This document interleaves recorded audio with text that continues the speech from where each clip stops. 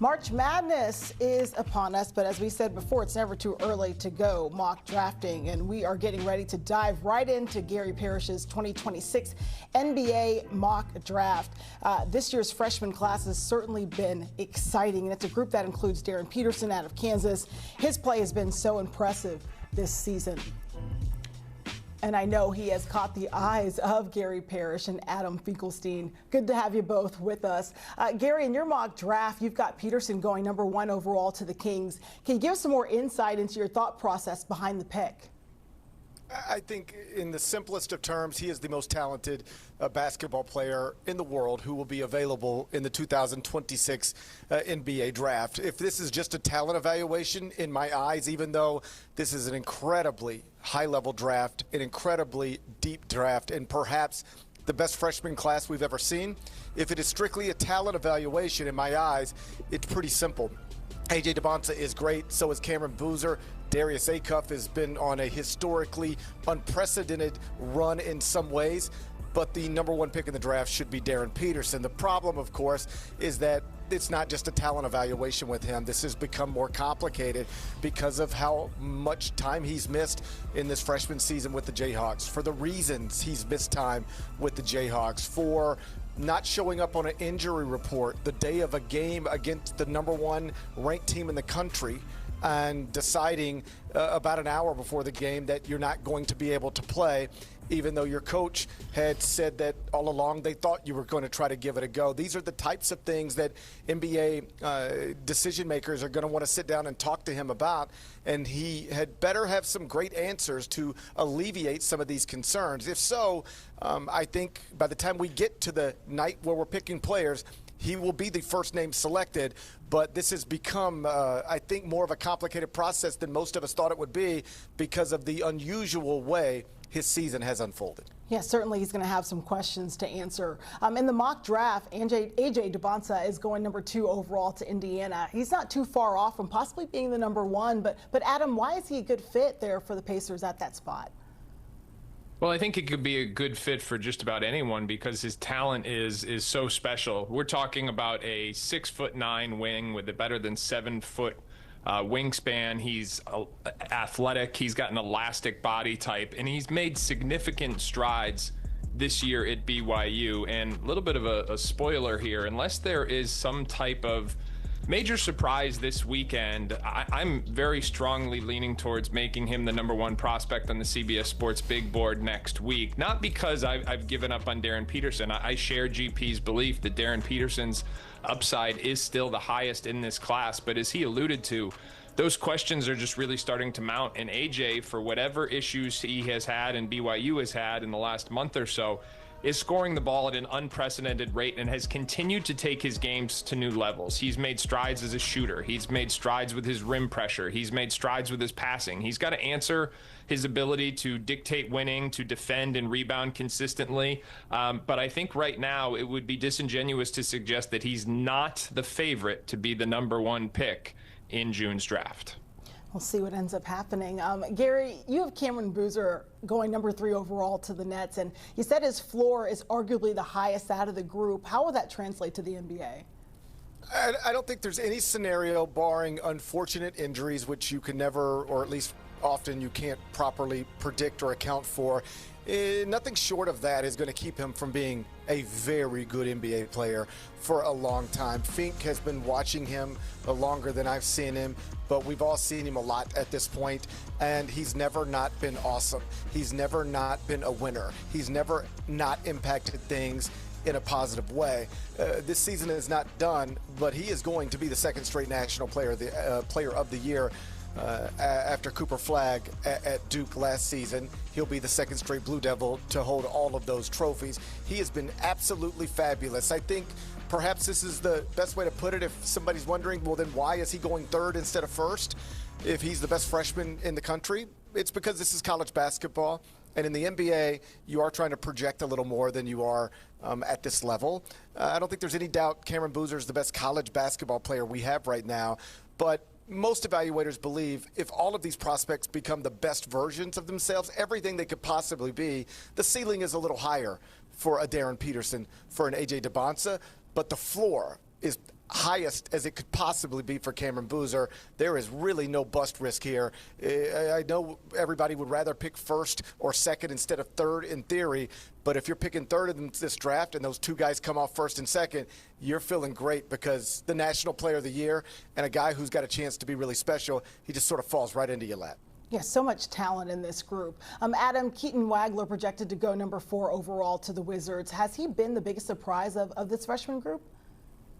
For sure. And this is a freshman class where everyone has been as good as expected. Boozer's as good as expected. Dybantsa, when Peterson's healthy, he's been. But Wagler has been the guy that we didn't know was anywhere near this good. He snuck into our national rankings last year, but a lot of people thought he was a potential redshirt at Illinois this year. And this is someone whose game just continues to get better as the season goes on. And this kind of long-term talent, someone who's just beginning to scratch the surface, that archetype is very intriguing for NBA evaluators because he's got terrific positional size. He can really shoot the basketball. And then he's got this ability to process the game in almost slow motion, which is one of the commonalities between high-level guards in the NBA. So GP has got him going 4 here, and I do think that there is kind of some growing optimism about what Wagler could be long-term in the NBA. Garry, you have Caleb Wilson as your number 5 overall pick to the Jazz, but we have some breaking news today, and that is Wilson's done for the season according to multiple sources, and it's that he broke his right thumb in a non-contact injury in a drill in practice on Thursday. So he has undergone season-ending surgery. He already missed the last 5 games with a fracture in his hand. How is this all going to impact him being taken 5th overall?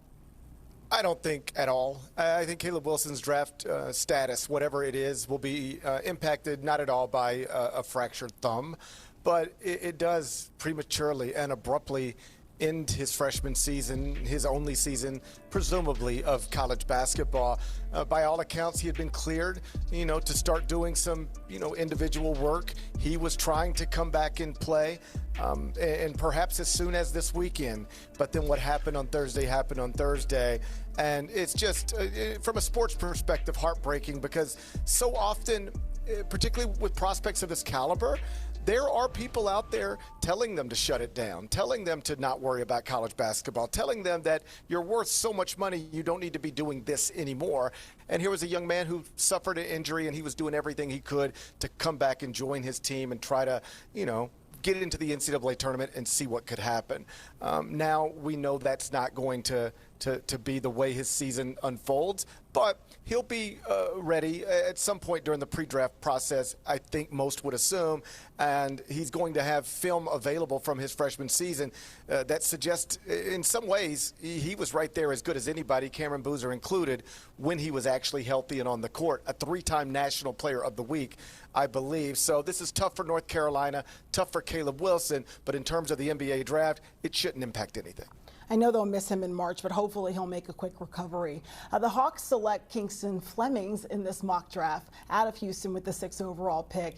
Adam, how did he emerge this season to be one of the best players on his team?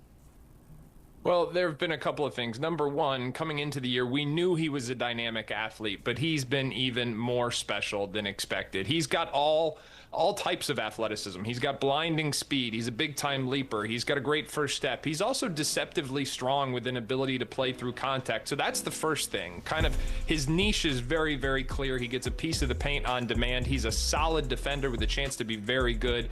And the other thing that was viewed as his swing skill coming into the year is the shooting. I mean, he does not have textbook mechanics. That is not a secret. But his pull-up has been very, very consistent. And then the three-point shot through 10 games, his freshman season, he was over 50%. No one, not even the most optimistic Kingston Flemings fan, I bet not even his parents were expecting him to shoot over 50% from behind the three-point line. Now, it's regressed a little bit as expected, but the fact is that he's capable of making it. You put it all together, and there's a bunch of freshman guards that are in this discussion. He's the most dynamic athlete. He's the most capable of getting a piece of the paint on demand, and he's probably got the highest defensive ceiling. So there's a lot to like about Kingston Flemings. Dang, not even mom and dad? All right. The Mavericks. It's all right.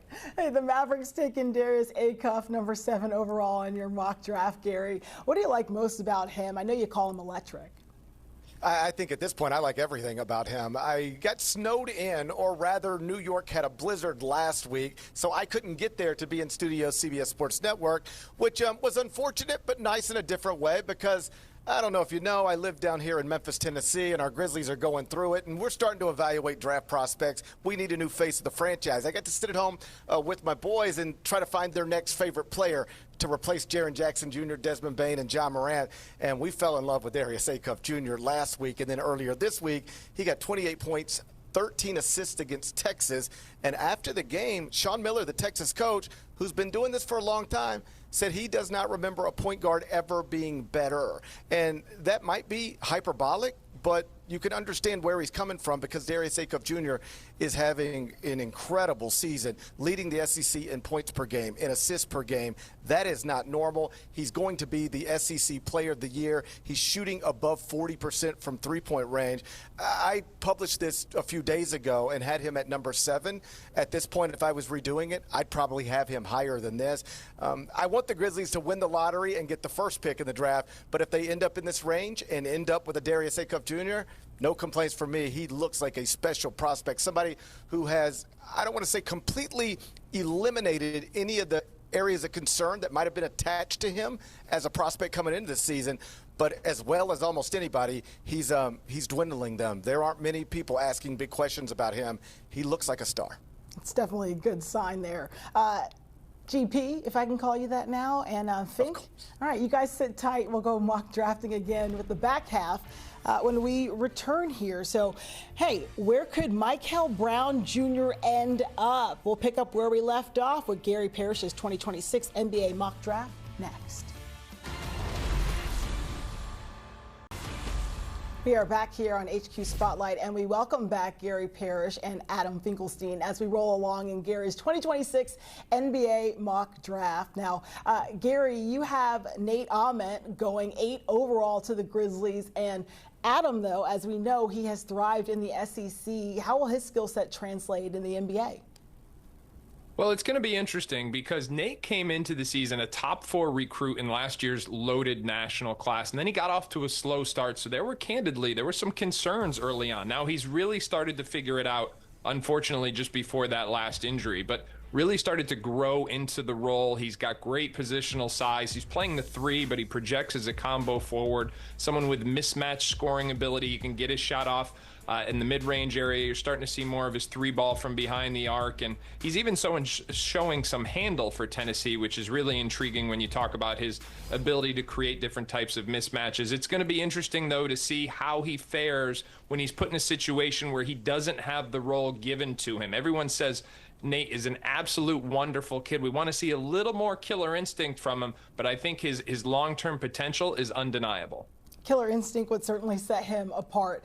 Mikel Brown Jr. going number 9 overall to the Bulls, Garry. I know he still has some areas to improve, like in turnovers, but can you give us some more insight as to why you have him at 8? Yeah, there's a different mock draft might have him closer to 5 than 10. I'm closer to 10 than 5, and you know, it's all subjective, but the turnover rate is high for somebody who's going to have the ball in his hands as often as it is. It's nearly 20%.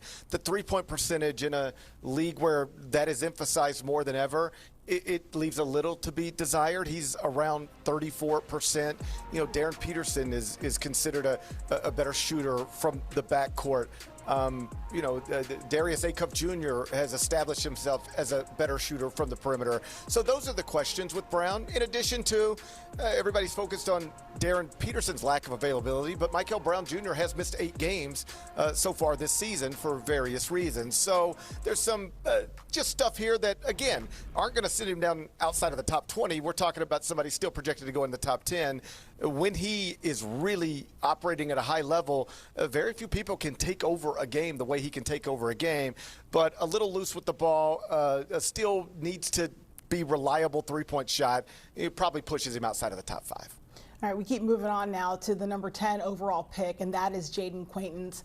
And Adam, he's only played in 4 games this season. How much of a concern is this with that 10th pick?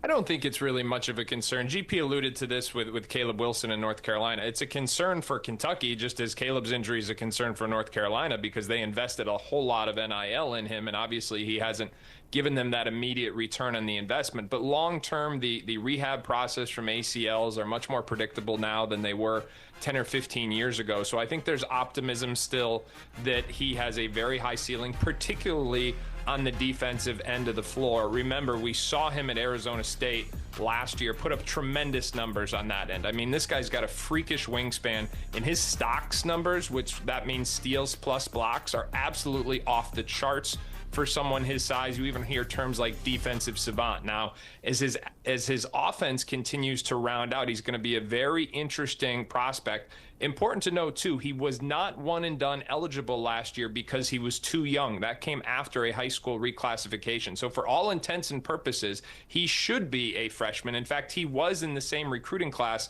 with the current freshman a few years ago before he elected to reclassify. Since you brought up wingspan, I had to show mine the last show, and I was a terrible basketball player, though. I was not a defensive savant like he was. I don't know if you guys want to know it, but my dad gave me really long arms. Okay, I'll keep it moving here. Where would you pick me in the draft, Garry? I don't know. You know what? I'd consider you in the lobby, but I'd like to see the wingspan measurement just to get some confirmation. I'm trying to get those numbers. I want to make sure you can. I need to know you can guard your position. I'll try to get you those numbers after we're done.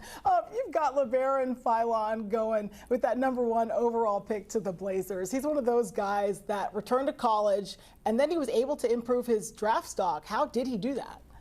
You know, the sport has changed so much. Once upon a time, guys would return to college, and you would just assume that it wasn't for money because that was against the rules, and that in many cases they would say things like, I'm coming back to college to improve my stock. And then you'd watch them, and sometimes they did, but more often than not, they were slotted in the next draft about where they were going to be slotted in the previous draft. I say all that to say this. Labaron Philon, came back for NIL, let's not get it twisted, but also with the goal of becoming a better NBA prospect, and he has undeniably done that. Some of it is just, the way the roster cleared up a little bit. He's playing more on the ball this season than he played last season.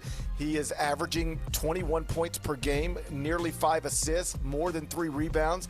He's can take over games and close them out. He's done that multiple times for Nate Oates this season. Labaron Philon, I don't know if Alabama is going to go to a second Final Four under Nate Oates in this season, but if they do, Philon will obviously be a big part of it, and then I expect him to be selected in the lottery of June's draft.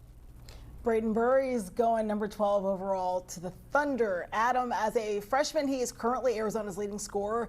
Is his skill set fitting of being a 12th overall pick?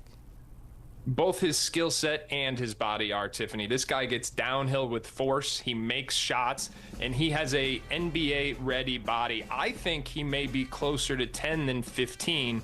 This is someone who has been really making an impression with NBA scouts as of late, and I feel very confident in GP's assessment here that he has played his way into the lottery territory. Oh, that's big.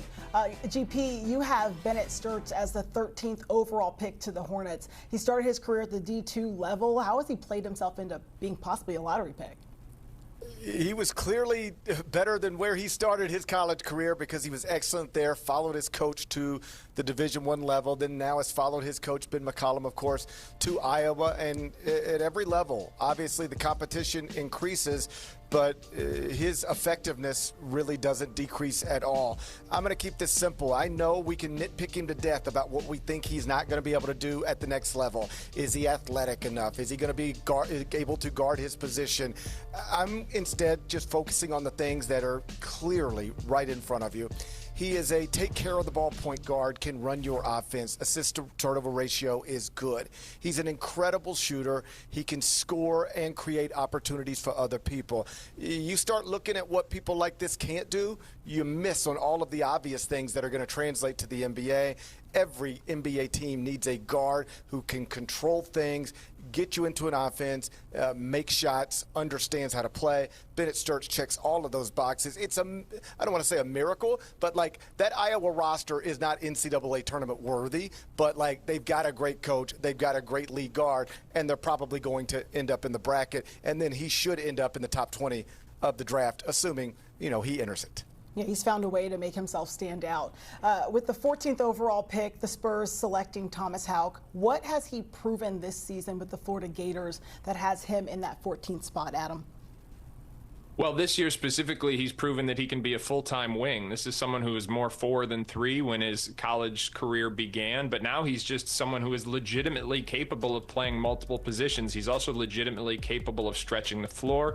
He is a high floor prospect, someone who you know exactly what you're going to get. That's positional size, it's toughness, it's someone who's willing to play a role. You don't have to worry about him getting a certain number of shots or starts or minutes or anything like that. This is a no-nonsense guy who's all about winning. He's proven it at Florida, and I think, as GP has written here, that he does have a good chance, an increasingly good chance, to be a lottery pick in June. All right, guys, thanks so much for the time, GP. Fink, you can call me Tiff if you guys want to. We appreciate it. All right, guys, we've got our eye on college basketball here on CBS and CBS Sports Network. But, of course, check out that Eye on College Basketball podcast. Scan the QR code right there on the right of your screen.